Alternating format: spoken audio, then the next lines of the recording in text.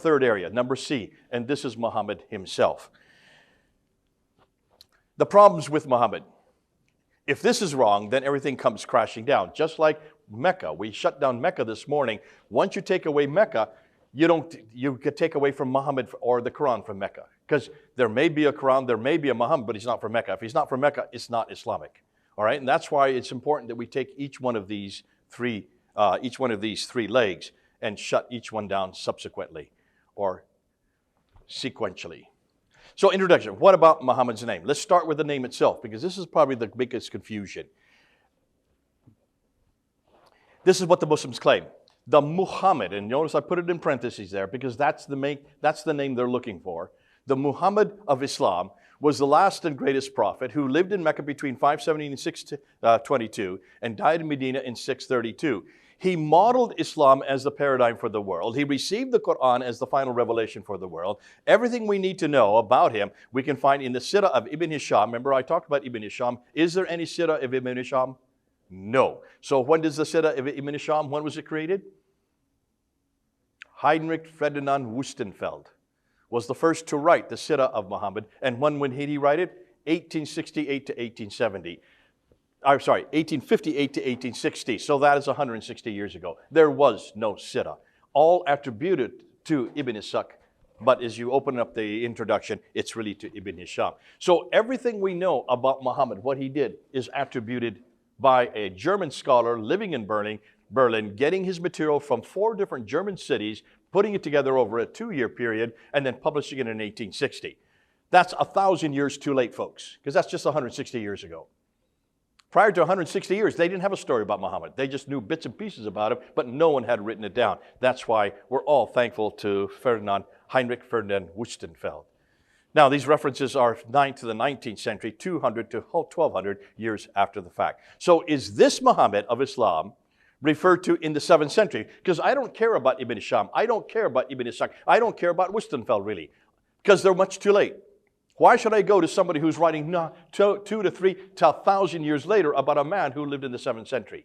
We would never get away with that with Jesus Christ. You cannot go to someone written in the 3rd, 4th, and 5th century about someone living in the 1st century. And that was asked of us, remember back in the 1800s, when we were asked the same thing. Who is this Jesus? Where did he live? Where did he die?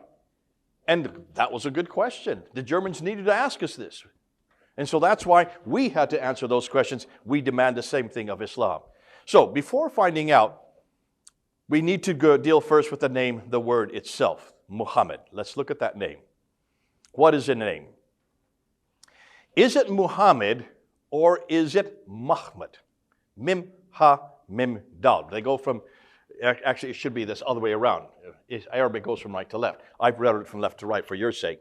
But it actually goes mim, ha, mim, dal, this way. That's what we're looking at, folks. Because there were no vowels in the 7th century. There was no Muhammad. It was Mahmud. And that's what's confusing people. People think there must be a Muhammad. There was no Muhammad because there was no vowels to even no one could have even read Muhammad. You could say Muhammad, but we're talking about written sources. Written sources all have 4 letters. In this case, mim, ha, mim, dal. In the 7th century or earlier, in Arabic, it would have been Mahmud because there were no vowels in Arabic that early. All they had was 16 consonants. Today we have 28. The reason we have 28, because of the 8th and 9th century, they had to start making other vowels. They had to start making other letters. And they had to create 5 dots to create the 5 new letters, and they had to create 3 vowels, the dhamma, the kasra, and fatha, to create the 3 vowels. The vowels were only created and added in the 8th, and actually were only canonized in the 9th century, another 200 years after the fact. Let me just make my point. Take a look at these manuscripts. Those are 4 of the 6 major manuscripts. You have the Mutl manuscript on the left that's in the British Library. You have the Samarkand manuscript that's next after it. That's in Uzbekistan, in Tashkent. You have the Petropolitanus manuscript, which is there in Bibliothèque Nationale in Paris. And then you have the Sana manuscript, which is on the right, which is in Yemen. Notice not any of them have dots, right? Do you see any dots there? Above and below the line? Do you see any Dhamma, Kasra, Fatha, any curlicues above them, any flashes above them, any slashes below? Nothing. They're just consonantal text. These are all the earliest manuscripts. And most Muslim Arabists should know this. I'm surprised that even the Arab scholars don't understand this. You can't have Muhammad in any of these texts. Now, this one here starts to show it. This is the Topkapi manuscript, which was probably written in the mid to late, possibly even the 9th century. You're starting to see, if you look real close, there's some dots there. You notice there is a medallion. Dots are starting to form, but they're even putting them in a red letter, in red dots. So they're added at a later date, possibly even 100 years later, these could have been added. We're not permitted to do any forensic testing on the Topkapi. Otherwise, we'd love to know when that ink was added. I would suggest that because none of the others have it, neither does this have it. Nonetheless, we've got to admit that there are some dots on that manuscript. So what is the name? What exactly does Muhammad mean? Well, I'm just giving you the answer right there. It's on the screen. It means the praised one. It means the blessed one. It means the anointed one. And then it became known as the Messiah itself in Arabic. So the Muhammad was the Messiah. Are you starting to see what's going on here, folks? Thus, it's not a name. It's a title. It's what they do. They're the praised one. That's an adjectival title describing who they are. Every case you see it in the 7th century, it's always a title, not a name. It became a name of a man in the 8th and 9th century, but not in the 7th century. And what have I said all yesterday and today? What have I said over and over again? Don't waste my time with the 9th century. Take me to the 7th century. We need to know what it meant in the 7th century, because languages do change. Oh, that's a beautiful set of threads you've got on right there. What am I saying? You have no idea. But if you're in America, you know that's a beautiful set of clothes you got on. So even the word threads, or something like simple like gay, if you look at all the 1800s and 1900s, someone who is gay is someone who is happy. But today, if you're gay, that means you're a homosexual. So words do change, meanings do change. The same way with Muhammad. Muhammad has always changed. In fact, if you want to do a historical study on it, it was first used by the Ugaritic in 1400 BC. It's been around for 3,400 years. It's nothing new. But the Hebrews used it as well. It's right through the Old Testament. 11 times you will see Muhammad in Hebrew, the praised one, the altogether lovely. Song of Solomon 5:16. Now, Andrew, or Iqbal, you remember that the Muslims always come to us and they say they finally found Muhammad in the Old Testament, right? And they always find it right there in Song of Solomon. They actually are correct. But they didn't find Muhammad, they found Muhammad. They have no idea what they found. This is exactly what they're supposed to find. In 1000 BC, Muhammad was Solomon, the son of David, who was the altogether lovely one, the adjectival phrase. But not the Muhammad of Islam. He was referring to himself in that verse. By the time it gets into Christian use by the Syriac writers, St. Jerome in the 4th century then applied it in Syriac. Now remember, Syriac, Hebrew, and Arabic all use the same roots. They all use the same consonantal roots. So in Syriac, the Muhammad, according to St. Jerome, was the praised one, the Messiah, who is yet to come a second time. So from the 4th century on, every time you see Muhammad on his Syriac source or in an Arabic source written by Christians, it was always referring to Jesus Christ, the Messiah to come again. But it wasn't just the Christians who used this word. The Jews used it as well. And if you go up on Fander Films, we've done a whole series on the Jewish exilarchs. They've been up there in the last 2-3 weeks. We put them up there. Look at all the sequence of these exilarchs. These exilarchs are these leaders of the Jews who have been thrown out of Jerusalem, have been thrown out of Judea in 70 AD. They took their leaders with them. They went to what is today Baghdad or Kufa, what is called Hira, and that's where they set up their seminaries. By the 7th century, every one of the leaders of the Jews was known as an exilarch. The exilarchs would always be called the praised one, the Messiah, and they claimed themselves to be the Messiah. And as soon as that exilarch died, the next exilarch was given that title. As soon as he died, the next exilarch was given that title. They were all considered to be the Messiah who is yet to come. 5 exilarchs that we have now recorded in the 7th century all claim to be the Muhammad, the Messiah. The only reason they lost it is because they died. The next one claims it. So this is well known. This has been going around in that part. So both the Jews and the Christians were waiting for the Messiah, right? The Christians were waiting for the Messiah who's going to come a second time. The Jews were waiting for the Messiah who is yet to come, and they're still waiting. But they all refer to the Muhammad. So take a look at that coin there. Notice there is Mu'awiyah. He's holding a cross above his head, and he's also holding a cross. He is a good Christian, but what's there? There it is, MHMD. Who do you think the Muhammad there is on that coin? Coined in 663. Obviously, the Muhammad must be the Messiah, right? So who do you think the Messiah is in 663 if he's a Christian? Ooh, Ooh, I love it.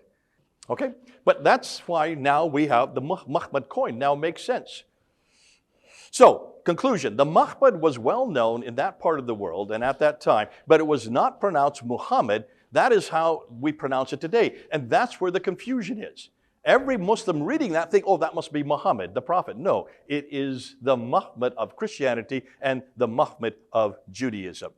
Knowing that, let's now look at the coins to see where Muhammad was first introduced. So, the coins are great. Why? Because the coins don't lie. They are made out of metal. They're made out of copper. They're made out of silver. They're made out of gold. The Lydians introduced the coins in 600 BC. Coins were used for more than just commerce. Coins created and maintained the ruler's identity. See, back then they didn't have TV or radio. They didn't have an internet. They had no newspapers back then. So when you came to power as a caliph, the first thing you did was mint new coins, and so that you could introduce yourself, knowing that everybody would have coins in their hands. And the first thing you do is you put your image on the coins. Notice Islam doesn't allow images, so that's already a problem. How can a Muslim have an image of himself? Secondly, you would put your name on it so you say who you are. And then thirdly, you would always put your religious denomination. And everybody, all the coins that are their Christian always had a cross on it. You say, how do I know? Look at every other coin. I don't have all the coins to give me, but every Byzantine coin had crosses on it. That was mean you were a Christian. If you were Zoroastrian, you put a fire altar. If you were a Muslim, you would put a crescent, but there was no Muslims. There's no word called Muslim that early. There's no religion called Islam that early. We don't have any trace of anything Islamic, and that's why we find no crescents. Not that early, not in the 7th century, but look what I'm talking about. I'm talking about Mu'awiyah. That's 661. Muhammad would have been dead 30 years by now. So obviously there's a problem here, but the coins don't lie. That's why I say follow the coins to find out what's going on. So once they minted the coins, they then gave it to the whole world so the whole world would have the name of their ruler and know who he was, what he looked like, and what denomination he went to. They would also put the date on it. That's why we know the dates. And then they would always put the name of the mint on the backside. So what was on a coin? I just said it. The ruler to introduce his reign widely to those he governed. Yet Islam says that these images are haram, are forbidden. Isn't that interesting? Then what are images doing on a forbidden piece of coinage? The religion to create their religious identity, the date to place where that time period was, often beginning with the rule of that empire, and they would mint them. They were where they were. So they would write the name of the mint, and we know where the mints are. So if the mints are Muslim, if they are from Abu Bakr, Umar, Uthman, and Ali, the mints should be down in in Medina or Mecca, right? Because that's where they all ruled. The mints are always created where they ruled. And we know, according to the Islamic tradition, written in the 9th, 10th, and 11th century, that all of these guys were ruling in Medina. That's where Muhammad was. That's where he went. That's where the caliphate began in 624. So Umar was there, Abu Bakr was there, Uthman was there, Ali was there in Medina. Therefore, the mints should be there. Well, here is the problem. The numismatists are having a difficulty, and that's why back in 2020, when I started getting into this discussion, I started putting it up on YouTube, and I started getting an awful lot of responses from numismatists who are experts in coins.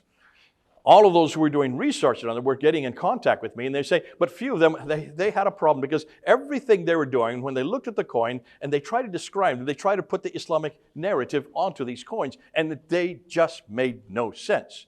They could not try to explain, they couldn't explain them because everything that they were reading about, they had no idea came from the 9th and 10th century. They thought that the traditions were written by the Sahaba. Those are the companions of the Prophet. They thought that Ibn Hisham, Al-Bukhari, Sahih Muslim, Ibn al-Tirmidhi were all companions of the Prophet. You know they weren't, right? You know their dates now. Ibn Hisham died in 833. Muhammad died in 632. Al-Bukhari died in 870. Sahih Muslim died in 875. They all died in the 9th and 10th century. Muhammad died in the 7th century, 200 to 300 years earlier. So none of these guys had looked at the dates. And I said, if you're going to be numismatists, then for heaven's sakes, be historians as well. Look at the names and put the dates on. That's all you need to do, and the dates are on them. So therefore, they started doing that. And this is the problem they found. I said, rather than trying to impose the Islamic traditions on the coins, just read the coins and throw away the traditions. That's your problem. You're trying to throw the Islamic narrative on these coins. Be a historian, be a good numismatist, and just tell me what they say. You're the experts. You're the ones that are going to do it. So one of them is coming. We're going to meet him for the first time in 2 weeks in London. His name is Odin Lafontaine. He's from Paris. He's been working on these coins for 25 years. He owns many of these coins. Now, this is what they limit. This is what they're saying. When you look at the mints where these coins are minted, none of them are down here. They should be down here in Medina and Mecca, because this is where the caliphate was headquartered. This is where the center of Islam was, according to Islam. This is the place that controlled all the way from Afghanistan in the east to, what's the name of Libya, the capital Libya? Tripoli in the west, from Turkey in the north, all the way to Yemen in the south. That's a huge swath of land. That's the second largest superpower of its day, second only to the Byzantine Empire. So here they are down here. You'd think the coins are all from these two cities. But when they looked at the mints, look and see what they found. Tartus, Hims, Baalbek, Dimash, Divadia, Abel, Maisan, Jerash, Yubna, Aban, and Ilya. None of them are down here. When they went to the east side, they noticed that they were all in Susak, Dash, Arajan, Bishapur, Tanbuk, Iskatar, Khazarun, Dawaraj, Adashir Kura, and Khawad Kura. I'm desecrating those names. Notice those are all where the Sassanian were, and the others are where the Byzantines are. But what's fascinating, why are there no mints down south? There's a reason, isn't there? It's one word. Water. There's no water there. In order to have mints, you need to have people. In order to have people, you need to have commerce. In order to have commerce, you need to have food. In order to have food, you need to have water. It's as simple as that. The reason there's no mints there is because no one was there. If no one's there, there's no commerce. If there's no commerce, there's no reason to have coins. And you certainly don't mint where no one is. Am I correct? So you go to the mints where they are. So when you go to the mints, what's interesting, take a look at the mints and notice what we're finding. They're all situated too far to the north. Surprise, surprise. Possibly because the Hijaz was a desert with no water, and where there's no water, you know the rest. So let's now look at the coins. And you need to put them on a timeline. So I'm going to look at the coins from 632 to 661, because that's the time when the caliphate existed. That's the time of Muhammad from 624 to 632. Then from Abu Bakr from 632 to 634. And then you have Umar from 634 to 644. And then you have Uthman from 644 to 656. And then you have Ali from 656 to 661. So you have the four rightly guided caliphs and Muhammad. We're talking roughly 40 years, okay? From 624 to 661. That's the 40-year period we need. And we need to find coins because every one of these were caliphs who minted coins. So what do we taught? Let's go look at the coins. Muhammad dies, but no Islamic coins exist during his time, nor during the entire Rashidun period. Over in the east, the coins are all Christian or they're Sassanian, and there's a picture of them. So notice there's a cross, there's a cross, there's a cross, there's a cross. Now, is that a Muslim cross? Okay, help me here. You said that could be anything. What else would it be if it wasn't Christian? See, you're going to have a problem, aren't you, Martin? Okay? No one would put a cross if they weren't a Christian, all right? So let's look at some more coins. Now let's go to Mu'awiyah, because we can't find anything from the time of Abu Bakr, Umar, Uthman, or Ali. Nothing from the time of 632 to 661 that is Islamic. Nothing that is reference to the Quran. No verses coming from the Quran. No reference to Muhammad. No reference to any of these caliphs. Yet they should be full of reference to these caliphs. But there are Arabic coins. Those I showed you right now, they're all Christian coins. We get to Mu'awiyah, who is the first caliph of the Umayyad Caliphate. He comes to power in 661. He defeats Ali according to what we're hearing, but we can't find any battle of Siffin in any documents from that time period. It all comes from the Islamic traditions. Nonetheless, the first thing he does, he sets up his shop, he sets up his caliphate in Damascus. Why Damascus? Why not Medina like everybody else? Why has he gone 1,200 miles to the north? You know the answer. There's water there. It's as simple as that. You go to where the water is. You go to where the commerce is. You go to one of the oldest cities in the history of mankind, and that's where you set up your caliphate. So what does he do? He mints coins immediately. Take a look at the coins. I've got them right here. This coin is my coin. I'm now buying them up because I'm finding if we don't buy them up, the Muslims are buying it up, and once they buy them up, they melt them down. So there's the orb and there's the cross. Here is a whole stave with a cross on it. Above his head you can see is a cross. On the back side there's another cross and there's his name. That's the front and the back of the coin. So there's hundreds of these. In fact, I'm trying to buy them up. Now we get the coin on the right, and that's the most damaging coin. That's the one we looked at earlier. There's Mu'awiyah. That's a cross, and he's got the orb there. There's a mem, that means it's the number 40, and there's a cross above it. And what's this? MHMD. There's the Muhammad. So who do you think that Muhammad is if that's a cross on the other side? You, The anointed one. the praised one, the anointed one, the Messiah. The same word that Messiah means. The Messiah means the anointed one. If you have any doubt, just take a look at his inscription. This is an inscription that Muawiyah creates in 663. And it's there on Taif, which is up along the plateau that we saw on the map. If you know, look there, there's his name, Muawiyah, but notice it's written in Greek. If you're a Muslim, you'd be writing in Arabic, right? So this is written in Greek, suggesting that he is from the Syriac Brotherhood, and he's probably a Greek writer. And notice what it says at the bottom, that he is Muawiyah, there's his name right there, the Abdallah. Abdallah, that's in Arabic now. And in Arabic, he's calling himself the slave of God. Abd means slave of Allah. Why? Because he's an Arabic speaker, because he is from the Nabatean Aramaic material, background. He is an Ishmaelite, though a Christian. How do I know that? Well, it says here that he is the Mu'minin. Amir al-Mu'minin, servant of God, commander of the believers. What believers? Here we go. Ready? What do you see? Boop, boop, boop, boop. What's up there? Do you see it? How can a Muslim have a cross up there? No, this is not on a coin, folks. This is on an inscription in Taif in 663.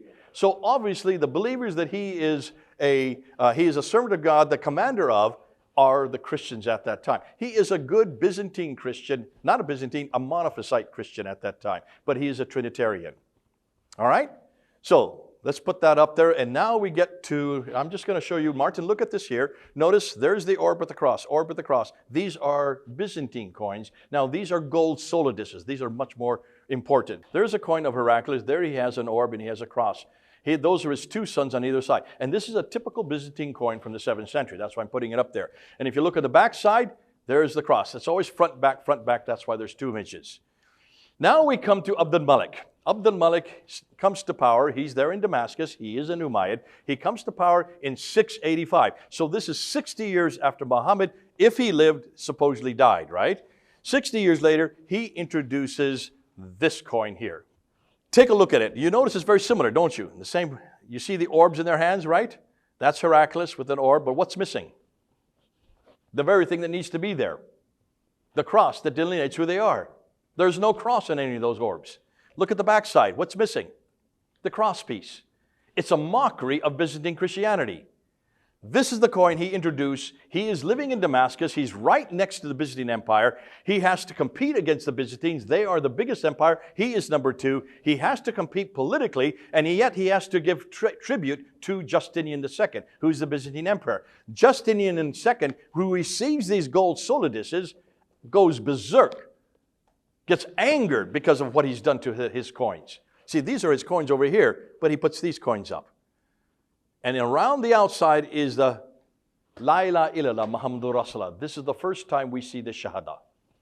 The Shahada is now introduced on the backside of this coin. There's only one God but God, and the praised one is the messenger of God, the Muhammad. There's no Muhammad there. It's Muhammad, the same Muhammad we see since the 4th century. Oh, not the 4th century, the same Muhammad that's in Song of Solomon from 1000 BC, the same Muhammad that's there with the Ugarites.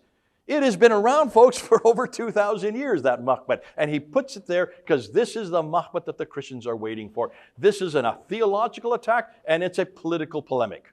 This is a polemic both theologically and politically, confronting Justinian II. They go to war as a result of that coin. Abd al-Malik wins the war. So what does he do next? In 693, he introduces this coin. This is a coin, a victory coin. There he is, the image. Now hold on a minute. If he's a Muslim, what's he doing with his image there? Again, a real problem here. There's his sword. That is a victory sword. There is La ilaha illallah Muhammadur Rasulullah. There's the backside of the coin. He's mocking him, and he's saying, I am now the victor. I am now the victor. He introduces this in 693, and then in 696, he takes that one away and introduces this one. And this is the coin you have right here. I'm going to pass it around. I bought it finally. This is over $1,500 to buy this coin. This is a gold solidus from Abd al-Malik. This is that coin. You're looking at it right there. There you can see the Shahada. There is, what's interesting is look what's written on the coin. First of all, it says, say not three, for God is one and he has no son. Who is that attacking? Say not three? That's attacking the Trinity. For God is one, and he has no son. That's attacking Jesus' divinity, and it's attacking his sonship. For God does not begetteth, nor is he begotten. Who's that attacking? John 3:16. These are all attacks against Byzantine Christianity. These are all attacks against our Lord Jesus Christ, against the Trinity, and against his sonship. Folks, he's still a Christian, but he is an Arian Christian, just like the Jehovah's Witnesses are today. This would be a coin the Jehovah's Witnesses would mint if they were in power. And since he is in power, he controls everything. A man of power, therefore, can impose his anti-Trinitarian beliefs on everybody. But he's still not a Muslim. There's nothing Islamic about this. There's nothing Islamic about Jehovah's Witnesses, right? Because Muhammad's not there. It's the Muhammad who is there, the praised one, the anointed one. So the coins seem to show exactly that what we're seeing along here, these are just Christian coins, but these are anti-Trinitarian Christian. This is a Christian squabble. This is an internecine sectarian debate that's going on. And you can just follow it by following the coins. Let's go to the rock inscriptions. The rock inscriptions say the same thing that the coins say. I've already shown you one inscription by Mu'awiyah. Let's look at some other inscriptions. Note where the rock inscriptions are found. All of the rock inscriptions from the 7th century are found in here, and they're found here. Why are they not found here? No water. Do you see how easy this is? You don't have rock inscription unless you have water. If there's no water there, no people, no food, no people, no towns, no need for rock inscriptions. So it's not till the 8th and 9th century that we start to get these rock inscriptions. So it's in Yemen and it's in Jordan that we find the rock inscriptions, all written in Nabatean Aramaic. Ilka Lindstedt, who has dated the rock, who has done over 40,000 rock inscriptions that he's looked at, and he's really basically wanted to look between the years 640 to 740. So he wanted to look at the time that Islam just began and the Umayyad period was ongoing, because it's the Umayyad period that is the first Islamic caliph. Since we can't find anything about Abu Bakr, Umar, Uthman, and Ali, let's go with what we can find. So he wanted to see what happened from the time of Mu'awiyah all the way up until when the Abbasids took over. Prior to 690, there were no evidence of anything Islamic on any of the inscriptions at all. Except for formula, everything comes after 690. So in other words, after the end of the 7th century. Muhammad died in 632. So this is 60 years after Muhammad's death, if he lived. Then you start seeing the Prophet Muhammad starting to appear. I should take those vowels out. It's really the Prophet Muhammad appearing in 690 to 710. From 710 to 720, Muslim rites begin to appear. You start seeing reference to pilgrimages, or then prayer, and to fast. And then from 720 to 730, finally, we finally see the word Muslim, and we finally see the word Islam, referring to a specific group of people in contradistinction to Christianity, in competition to Christianity. It was only in the 730s, that's well into the 8th century and onwards, that there is evidence of popular devotion to Muhammad as a prophet and messenger, which makes the Islamic traditions incredibly awkward. Conclusion? There is 100-year silence prior to this that indicates that Islam did not exist as a distinct religion until long after the time of Muhammad, which casts doubt on whether he had any part in starting Islam. But the name Muhammad does occur in other documents from the 7th century. Actually, I should need to take that out. I need to correct that. It's not Muhammad, it's Muhammad. So just take the vowels out of there because there's no vowels that early. The name Muhammad does occur in other documents from the 7th century. So now let's look at them. Muhammad in the Quran. Let's see if he's even there. Now, this is done by research is done by one of my researchers named Murad from the Middle East. He's been brilliant because he knows Syriac, he knows Aramaic, he also knows Arabic fluently. And he's done this work for you. I can't tell you any more about him than that. And he says this: there are only 4 references to Muhammad found in the Quran. Notice Muhammad, M-H-M-D, Mim, Ha, Mim, Dal. That's all you're going to find in the Quran. In the earliest manuscripts. In today's Quran, now they have Muhammad there. Today, yes, they put the vowels in, but not in the 7th century, when the Quran, if it even existed, would have been first written, or as you saw with all those manuscripts. There are no vowels in any of those manuscripts, right? And those are 8th and 9th century Qurans. So even in the 8th and 9th century, this Muhammad is found only 4 times. Now hold on a minute. If you look at the Quran, you'll find Moses is referred to 136 times, Jesus is referred to 93 times, Abraham is referred to 79 times, and the Pharaoh is referred to 74 times, suggesting that this Muhammad was not that very popular, or they weren't really concerned with him, because they were more concerned with Jesus than the Messiah as well, right? Now, there's also the Arab word for Messiah. And that is a title that's uniquely only given to Jesus 11 times. So don't get confused between Muhammad and Messiah. Muhammad is what the Jews and the Christians used. That's why it's in the Quran. But take a look and see what we find. In Surah 3, Ayah 144, it says, and the Blessed One is no more than a messenger. So the Muhammad is the Blessed One. That would be Jesus, because it's in Surah 575, referring to exactly the same word, the Blessed One. In Surah 33, Ayah 40, the Blessed One is not the father of any of your men, but he is the messenger of Allah and the last of the prophets. This verse is used to create prophetic closure. So it looks like whoever this Blessed One, it doesn't have to be Jesus, but it's certainly the last of the prophets. In chapter 47, verse 2, it says, and believe in that which is sent down to the Blessed One, which applies to all prophets. This could be any prophet, including Jesus as well. And chapter 48, verse 29, the Blessed One is the messenger of Allah, which is the second half of the Shahada. Interesting, the Shahada is not found in its complete form anywhere in the Quran. It's in bits and pieces here and there. So the Blessed One is the messenger of Allah. This is possibly the only reference which could be referring to a Muhammad, the man, but most likely it's to Jesus or any other prophet. The Blessed One, the Praised One. None of them refer to a person called Muhammad who lived in the Hijaz in Arabia. They most likely refer instead to the Blessed One. As we have noted, that is what the word Muhammad means, who could very well be Jesus himself. And I would suggest it is. If this is not the prophet from Mecca at all, then Muslims cannot use the Quran to support Muhammad, the prophet's existence in the 7th century, and one of the foundational pillars of Islam begins to fall. Muhammad in the Dome of the Rock. So we go to the Dome of the Rock that was built by Abd al-Malik, the largest structure of its day. It's still there today in Jerusalem. It's an amazing structure, but be careful, be careful, be careful. It's been destroyed and rebuilt 11 times. It's been destroyed and rebuilt 11 times. The only parts that are the original are where these green arrows are, those two ambulatories. And that's where the inscriptions are. And that's why you need to go to the inscriptions on the ambulatories to understand what is happening in 691 when it was built by Abd al-Malik. Remember who Abd al-Malik is.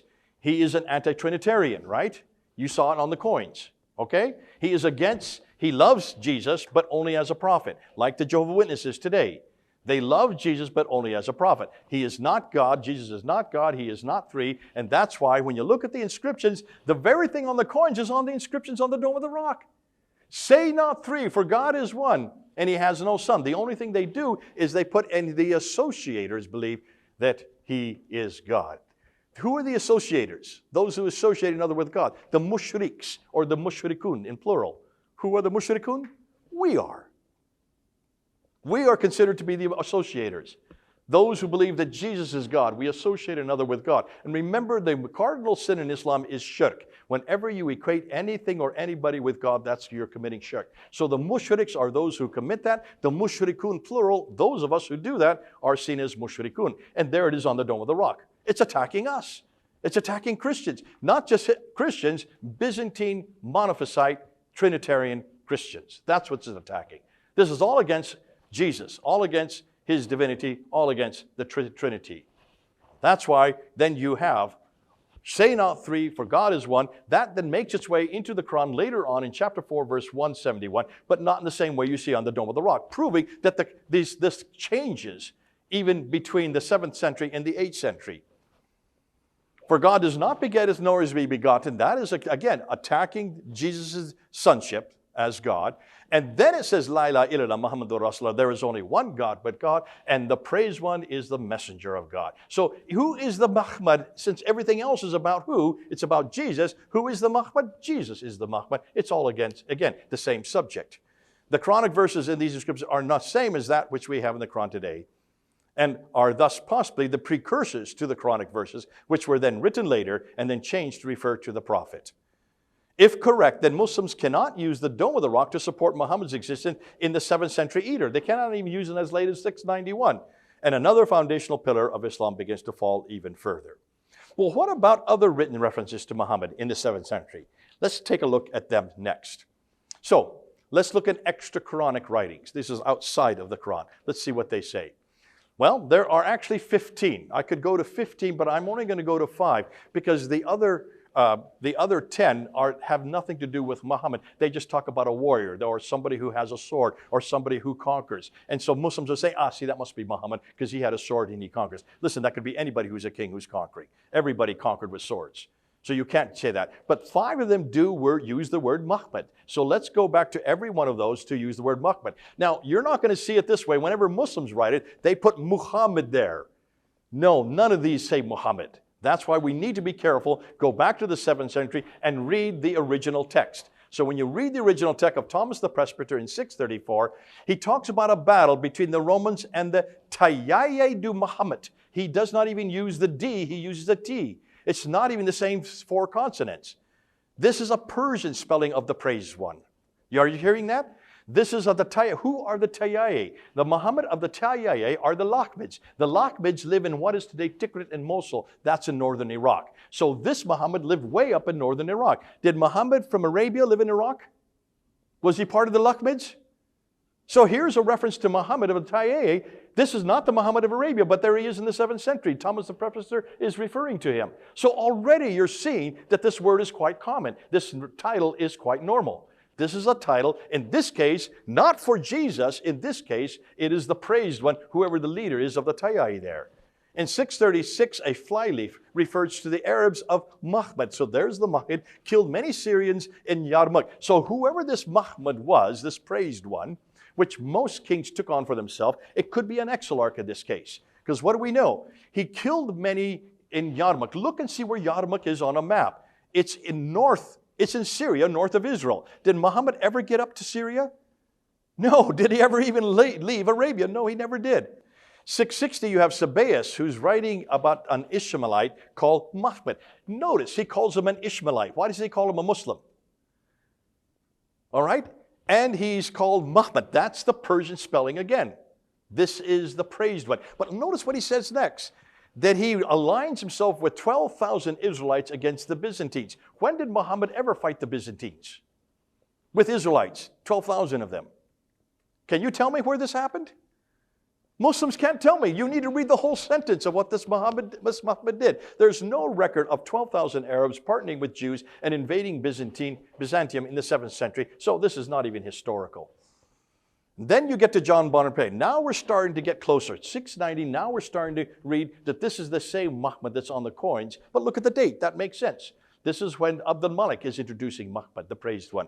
This is when also he has it on the coins, he has it on the Caliphal protocols, and he has it on the Dome of the Rock. And he says that this Muhammad, a teacher, leader of the Arabs, this is the first real good reference, but still too far north and still nothing to do with a Muslim or Islam. He is somebody who's a good teacher. That's what we're getting. We get that this Muhammad is now becoming a person in the late 7th century. And then we get to John of Damascus, who writes the heresy of the Ishmaelites. Just the title tells you what it's about. This is a heresy of the Nabateans, of the Ishmaelites, who come in the line of Ishmael to Abraham. And what does he say? This Muhammad. Now he does say Muhammad, and he puts the vowels. This is the first time we're seeing vowels put in it, because he's writing in Syriac. He's not writing in Arabic at this time. And he talks about this Muhammad, not Muhammad, it's Muhammad. Why doesn't he call it Muhammad? Because Muhammad hadn't yet existed. But this individual has ludicrous doctrines. And then he goes and refers to what the books that this Muhammad is writing. And he talks about the book of the cow. That becomes now Surah 2 in the Quran. Then he talks about the book of women. That becomes Surah 4 in the Quran. Then he talks about the book of the table. That becomes Surah 5 in the Quran. And then he talks about the book of the camel. That becomes Surah 0. There is no book of the camel.